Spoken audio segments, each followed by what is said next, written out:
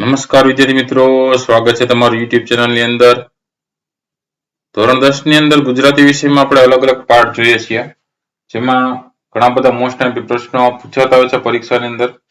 આવા અલગ અલગ પાઠને લગતા જે કઈ સ્વાધ્યાયપોથીના પ્રશ્ન જવાબ છે એના માટે વિડીયોઝ મુકાઈ ગયા છે. ચેનલમાં ઉપર જોવા હોય તો વિડીયો સેક્શનની બાજુમાં પ્લેલિસ્ટ છે. પ્લેલિસ્ટમાં નીચે જશો ધોરણ 10 ના જુદા જુદા પ્લેલિસ્ટ જોવા મળશે, જેમાં સ્વાધ્યાયપોથીનું પ્લેલિસ્ટ, સ્વાધ્યાયને લગતા પ્રશ્ન જવાબ, મોસ્ટ એમપી પ્રશ્ન જવાબ, ઘણા બધા પ્લેલિસ્ટ છે જેમાં ઘણા બધા વિડીયોઝ મુકાઈ ગયા છે. ન જોઈએ તો જોઈ લેજો, આવનારી પરીક્ષાની તમે તૈયારી કરી શકશો. આજે આપણે એવો જ એક પાઠ લેવાના છે. પાઠ 22મો છે, હિમાલયમાં એક સાહસ. એ પાઠનો પ્રકાર છે પ્રવાસ નિબંધ અને એ પાઠ આપેલો છે જવાહરલાલ નહેરુએ. આ પાઠને લગતા જે કઈ પ્રશ્ન જવાબ છે એની શરૂઆત કરીએ. જેમાં શરૂઆત કરશું વિભાગ એ થી. પ્રશ્ન પહેલો છે, નીચેના દરેક પ્રશ્નના એક વાક્યમાં ઉત્તર લખો. જેમાં પહેલું, જોજીલા ઘાટની તરફ ખડક કેવો દેખાતો હતો? જવાબ લખી શકીએ, જોજીલા ઘાટની તરફ ખડક સાવ વેરાન દેખાતો હતો. બીજો પ્રશ્ન છે, પહાડોના શિખરો ઉપર શું ચળકી રહ્યું હતું? અને જવાબ છે કે પહાડોના શિખરો ઉપર હિમનો મુકુટ ચળકી રહ્યો હતો. ત્રીજો પ્રશ્ન છે, લેખકનું સ્વાગત કરવા અતિ મંદ ગતિએ કોણ ઉતરી રહ્યા હતા? અને જવાબ છે કે લેખકનું સ્વાગત કરવા અતિ મંદ ગતિએ પ્રપાતો ઉતરી રહ્યા હતા. ચોથો પ્રશ્ન, માતાયાન કયા ઘાટ ઉપર આવેલું હતું?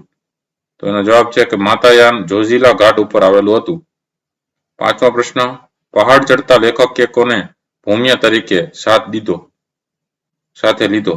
તેનો જવાબ લખી શકીએ, માતાયાનથી આગળ ટુકડી સાથે પહાડ ચડતા લેખકે ભૂમિયા તરીકે ભરવાડને સાથે લીધો. છઠ્ઠો પ્રશ્ન છે કે 12 કલાકના સતત ચઢાણને અંતે એમને કયું સરોવર જોયું? જવાબ છે 12 કલાકના સતત ચઢાણને અંતે એમણે હિમ સરોવર જોયું. સાતમો પ્રશ્ન, પ્રવાસમાં લેખકની સાથે કોણ કોણ હતું? જવાબ છે પ્રવાસમાં લેખક જવાહરલાલની સાથે પિતરાઈ ભાઈ તેમજ મજૂરો સાથે નાની ટુકડી હતી. આઠમો પ્રશ્ન, ભયાનક અને લાંબી ખોભણમાં લેખક સાથી છેતરાયા? જવાબ છે ભયાનક અને લાંબી ખોભણમાં લેખક તાજું હિમ પડવાને કારણે છેતરાયા. નવમો પ્રશ્ન, દરિયા ઓળંગીને પ્રવાસ લાલસા તૃપ્ત કરવાને બદલે લેખકને એ સાથી તૃપ્ત કરવી પડી છે. જવાબ છે ગિરિવરો ચડીને અથવા દરિયા ઓળંગીને પ્રવાસ લાલસા તૃપ્ત કરવાને બદલે લેખકને જેલ યાત્રાથી પ્રવાસ લાલસા તૃપ્ત કરવી પડી. 10મો પ્રશ્ન, હિમનદીઓના માર્ગમાં શું આવતું હતું? જવાબ છે હિમનદીઓના માર્ગમાં મોટી ખોભણો આવતી હતી. 11મો પ્રશ્ન, અમરનાથ જતા મજૂરોને શી તકલીફ પડવા લાગી? જવાબ છે અમરનાથ જતા મજૂરોને શ્વાસ લેવાની તકલીફ પડવા લાગી. 12મો પ્રશ્ન, કઈ ગુફાના દર્શન કરવાની લેખકની ઈચ્છા હતી? જવાબ છે અમરનાથની ગુફાના દર્શન કરવાની લેખકની ઈચ્છા હતી. 13મો પ્રશ્ન, હિમાલયમાં એક સાહસ કૃતિમાં લેખકે કયા કવિની પંક્તિઓનો ઉપયોગ કર્યો છે? જવાબ છે હિમાલયમાં એક સાહસ કૃતિમાં લેખકે વોલ્ટર ડલામેરની પંક્તિઓનો ઉપયોગ કર્યો છે. પછી પ્રશ્ન નંબર 2, નીચેના પ્રશ્નના 3-4 વાક્યમાં ઉત્તર લખો. જેમાં પહેલો પ્રશ્ન છે, જોજીલા ઘાટની પ્રકૃતિ કેવી હતી? અને જવાબ લખી શકીએ, જોજીલા ઘાટની બંને બાજુ પહાડો હતા. એ તરફ જોતા વેરાન ખડકો દેખાતા હતા. ખીણ સાંકડી હતી તેમજ નીચેની બાજુ નાના હિમપ્રપાતો દ્રષ્ટિગોચર થતા હતા. બીજો પ્રશ્ન, લેખક દૂર કે નજીકના સ્થળો વિશે શા માટે છેતરાઈ જતા હતા? અને જવાબ લખી શકીએ કે પ્રવાસ દરમિયાન પવન ઠંડો અને આકરો હતો. દિવસનો મધુર તડકો અને હવા નિર્મળ હતી. બધે તરફ જ બરફ નજરે પડતો હતો. તેથી લેખક દૂર કે નજીકના સ્થળો વિશે છેતરાઈ જતા હતા. ત્રીજો પ્રશ્ન છે, ખોભણમાં પગ લપસ્યા છતાં લેખક કેવી રીતે બચ્યા? જવાબ લખી શકીએ કે ખોભણમાં લેખકનો પગ લપસ્યો, પરંતુ સૌ એકબીજા દોરડાની સાંકળથી સંકળાયેલા હતા. આથી આ દોરડાએ તેમને પકડી રાખ્યા. પોતે ખોભણની એક બાજુ વળગી રહ્યા એટલે સૌએ મળીને એમને ખેંચી કાઢ્યા. આ રીતે તેઓ બચી ગયા. ત્યાર પછી આવે છે પ્રશ્ન નંબર 3, નીચેના પ્રશ્નના 10-12 વાક્યોમાં મુદ્દાસર ઉત્તર લખો. માં પહેલો પ્રશ્ન છે કે લેખકે વર્ણવેલું હિમાલયનું સૌંદર્ય તમારા શબ્દોમાં લખો.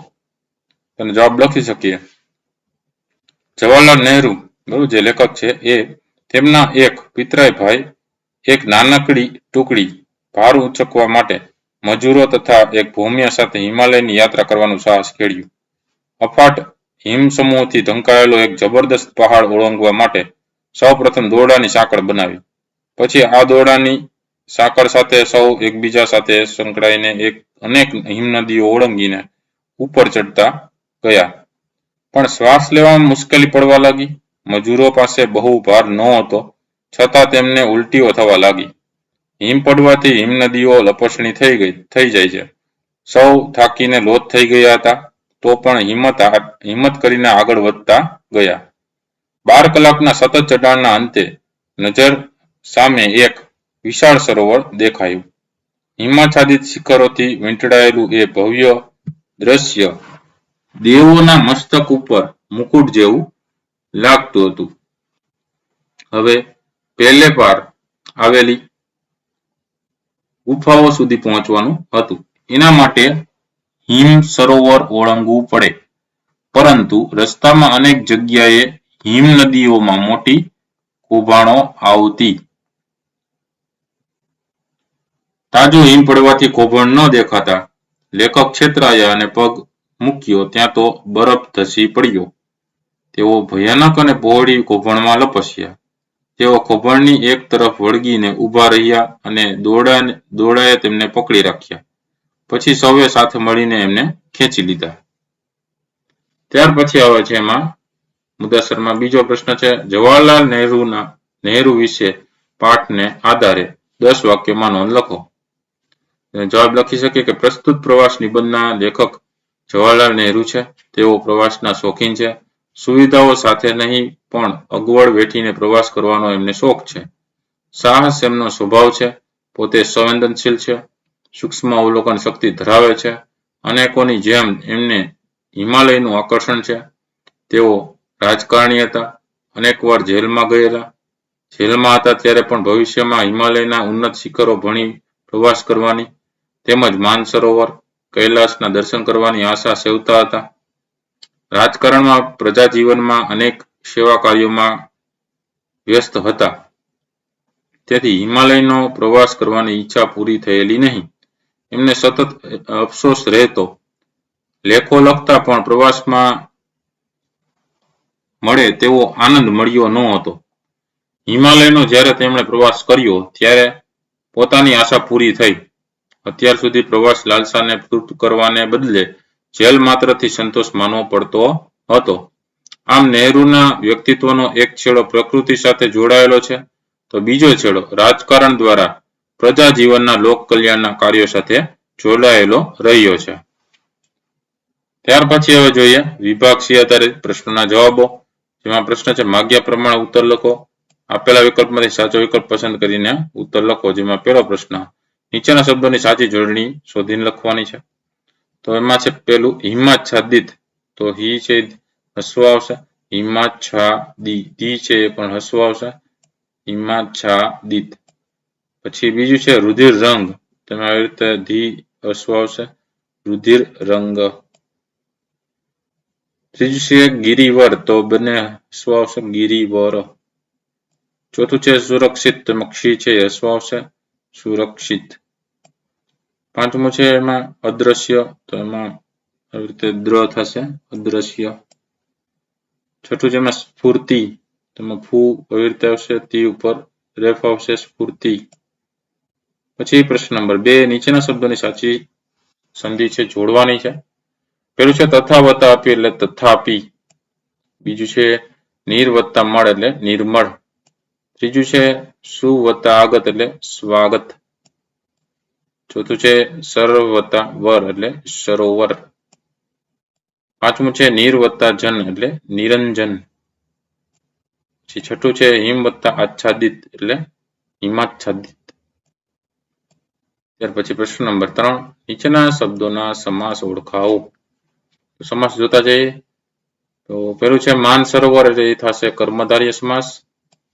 બીજું છે જેલ યાત્રા એ છે તત્પુરુષ સમાસ. ત્રીજું છે અઠવાડિયું એ છે દ્વિગુ સમાસ. ચોથું છે રોમાંચક એ છે ઉપપદ સમાસ. પાંચમું છે હિમનદી એ છે મધ્યમ પદલોપી સમાસ. છઠ્ઠું છે નિરાશ એ છે બહુવ્રીહી સમાસ.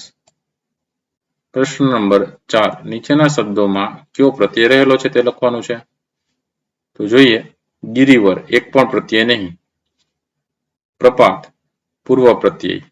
નિર્મળ પૂર્વ પ્રત્યય. લૌકિક પર પ્રત્યય. રોમાંચક એક પણ પ્રત્યય નહીં. ઉત્સાહ પૂર્વ પ્રત્યય. પ્રશ્ન નંબર 5 નીચેના શબ્દોના સમાનાર્થી શબ્દો લખો. તો ખોભણ એટલે થાય ગુફા. લાલસા એટલે થાય ઈચ્છા. નકરો એટલે થાય માત્ર. પ્રપાત એટલે થાય ધોધ. વેરાન એટલે થાય ઉજ્જળ. આહલાદ એટલે થાય હર્ષ. પ્રશ્ન નંબર 6 નીચેના સંજ્ઞાઓના પ્રકાર લખો. સંજ્ઞા જોતા જઈએ. હિમાલય છે એ વ્યક્તિવાચક સંજ્ઞા. તિબેટ છે એ વ્યક્તિવાચક સંજ્ઞા. પછી હિમ સમૂહ છે એ સમૂહવાચક સંજ્ઞા. લોહી છે એ દ્રવ્યવાચક સંજ્ઞા. પર્વત છે એ જાતિવાચક સંજ્ઞા. નિરાશા છે એ ભાવવાચક સંજ્ઞા.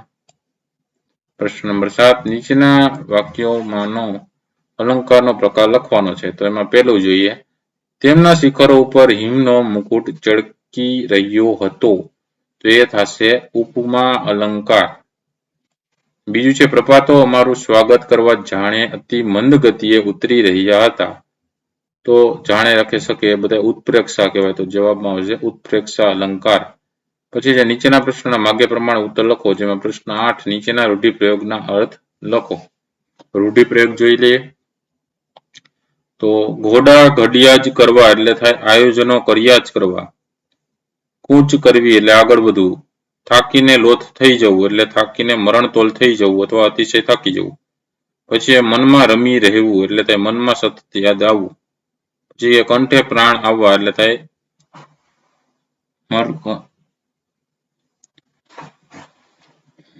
મરવા જેવું થવું. કંઠે પ્રાણ આવવા એમ. પછી છે હાજા ગગડી જવા એટલે થાય હિંમત ખતમ થઈ જવી અથવા ખૂબ ગભરાઈ જવું. પછી આવે છે એળે ન જવું એટલે કે વ્યર્થ ન જવું. પછી જે તલસી રહેવું એટલે થાય અધીરા થઈ જવું અથવા આતુર થઈ જવું. પ્રશ્ન નંબર 9 નીચેના શબ્દ સમૂહ માટેનો એક શબ્દ લખો. તો એમાં જોઈએ પેલું છે પર્વતના બે ઊંચા ભાગ વચ્ચેનો સાંકડો માર્ગ એને કહેવાય ખીણ. બીજું છે કુદરતી બરફથી ઢંકાયેલી એને કહેવાય હિમાચ્છાદિત. ત્રીજું છે શરીરે મોટું પણ અક્કલમાં ઓછું એને કહેવાય જડસું. ચોથું છે વહેતા પાણીમાં થતું કુંડાળું એને કહેવાય વમળ. પાંચમું છે હિમાલયમાંથી નીકળતી ખૂબ ઠંડા પાણીના પ્રવાહવાળી નદી એને કહેવાય હિમ નદી. છઠ્ઠું છે રસ્તાનો જાણકાર એને કહેવાય ભૌમ્ય. સાતમું જ્યાં જવાનું ધાર્યું હોય તે સ્થાન એને કહેવાય ગમ્ય સ્થાન. આઠમું અડધી ઉંમરે પહોંચેલું એને કહેવાય આઘેડ. પ્રશ્ન 10મો છે નીચેના શબ્દોના વિરુદ્ધથી શબ્દ લખવાના છે. તો સાંકડુંનું પહોળું, તાજુનું વાસી, ઈચ્છાનું અનિચ્છા, વિશાળનું સંકુચિત, શિખરનું તળીટી, પ્રસન્નનું ખિન્ન. 11મો પ્રશ્ન નીચેના શબ્દોના અર્થ આપો. તો આ હોશ એટલે ભાન, આ હોંશ એટલે ધગરા. આ હોશ એટલે ધગસ ધગસ હોય અને હોશ કીએ બરોબર. હોશ આ ભાન કીએ. પછી બીજું છે એમાં આકરો એટલે સખત ને આકડો એટલે એક વનસ્પતિ. ત્રીજું છે મજૂર એટલે શ્રમજીવી અને મંજૂર એટલે કબૂલ. પછી ચોથું છે ચીર એટલે વસ્ત્ર અને આ ચીર એટલે લાંબા વખતનું. પ્રશ્ન 12મો છે નીચેના તળપદા શબ્દના શિષ્ટરૂપ આપો. એમાં જોઈએ પેલું છે નકરો એટલે ફક્ત કે માત્ર. બીજું છે ખોભણ એટલે ગુફા. ત્રીજું છે આકરો એટલે સખત. ચોથું છે હાંજા એટલે હિંમત. પ્રશ્ન નંબર 13 નીચેના વાક્યમાંથી વિશેષણ શોધીને તેનો પ્રકાર લખવાનો છે. પેલું છે 8 માઇલ તો કઈ વિસાતમાં નહોતા. તો એમાં 8 છે સંખ્યાવાચક વિશેષણ. બીજું અમારા મજૂરો બહુ ભારથી લદાયેલા ન હતા. તો એમાં અમારા છે સાર્વનામિક વિશેષણ. ત્રીજું આ તાજા પડેલા હિમથી હું છેતરાયો. તો એમાં તાજા છે ગુણવાચક વિશેષણ. ચોથું હું ભયાનક અને પહોળી ખોભણમાં લપસ્યો. તો એમાં ભયાનક અને પહોળી છે ગુણવાચક વિશેષણ. પાંચમું છે નાનકડી ટુકડી લઈને પહાડ ચડવા લાગ્યો. તેમાં નાનકડી છે ગુણવાચક વિશેષણ. પ્રશ્ન નંબર 14 છે નીચેના વાક્યમાંથી ક્રિયા વિશેષણ શોધીને તેનો પ્રકાર લખવાનો છે. જેમાં પહેલું છે તે પ્રતિપ્રવાસ કદી એળે જતો નથી. તેમાં કદી છે સમયવાચક ક્રિયા વિશેષણ છે. બીજું છે જીવનની પળો ઝપાટા બંધ વહી જાય છે. તેમાં ઝપાટા બંધ છે રીતિવાચક ક્રિયા વિશેષણ છે. ત્રીજું છે છતાં આજે પણ કૈલાસ જઈ શક્યો નથી. તો આજે છે સમયવાચક ક્રિયા વિશેષણ છે. ચોથું છે અજાણતા પગ મુકાયો તો ગગડગપ ગયા. એટલે ગગડગપ છે એ રીતિવાચક ક્રિયા વિશેષણ છે. પાંચમું છે સાવ નિરાશ થઈ અમે પાછા ફર્યા. તો પાછા છે સ્થાનવાચક ક્રિયા વિશેષણ છે. પ્રશ્ન નંબર 15મો છે નીચેના શબ્દોના ધ્વનિ ઘટકો છૂટા પાડવાના છે. તો જોઈએ એમાં પહેલું છે સ્ફૂર્તિ. તો સ ખોડો વત્તા ફ ખોડો વત્તા ઉ વત્તા ર ખોડો વત્તા ત ખોડો વત્તા ઈ. બીજું છે પુષ્પો. એમાં થશે પ ખોડો વત્તા ઉ વત્તા સ ખોડો વત્તા પ ખોડો વત્તા ઓ. ત્રીજું છે યાત્રા. તો ય ખોડો વત્તા આ વત્તા ત ખોડો વત્તા ર ખોડો વત્તા આ. 16મો પ્રશ્ન નીચેના જોડકા યોગ્ય રીતે જોડો. તો અની સામે બ જોડતા જઈએ. પેલું છે કર્તરી રચના. તો કર્તરી રચનામાં બીજો જવાબ આવશે કે હું એ દિવસોમાં સ્વપ્ન જોઉં છું. બીજું છે કર્મણી રચના. તો એના જવાબમાં પેલું આવશે કે અમારાથી એ પહાડ ઓળંગવાનો નિર્ણય કરાયો. તો આ અલગ અલગ પ્રશ્નોના જવાબો. વિડીયો ગમ્યો તો લાઈક કરજો અને તમારા મિત્રોને પણ વિડીયો શેર કરજો. આમાંથી ઘણા બધા વ્યાકરણના પ્રશ્નો અને પાઠને લગતા પ્રશ્નો પરીક્ષામાં પૂછાય મોસ્ટ આઈએમપી પ્રશ્નો છે. તો આવા અલગ અલગ વિડીયો જોતા રહેજો, જ્ઞાનમાં વધારો કરતા રહેજો. જુદા જુદા વિડીયો જોઈ લેજો. ઉપર પ્લેલિસ્ટમાં ઘણા બધા મુકાઈ ગયા છે. આવનારી પરીક્ષામાં પૂછાય છે એટલે એમાંથી તૈયારી કરજો. બરોબર. ફરી પાછા નવા વિડીયો સાથે મળીએ. ત્યાં સુધી ન જોયેલા વિડીયો જોઈ લેજો. તમારી કાળજી રાખજો. Thank you very much and take care.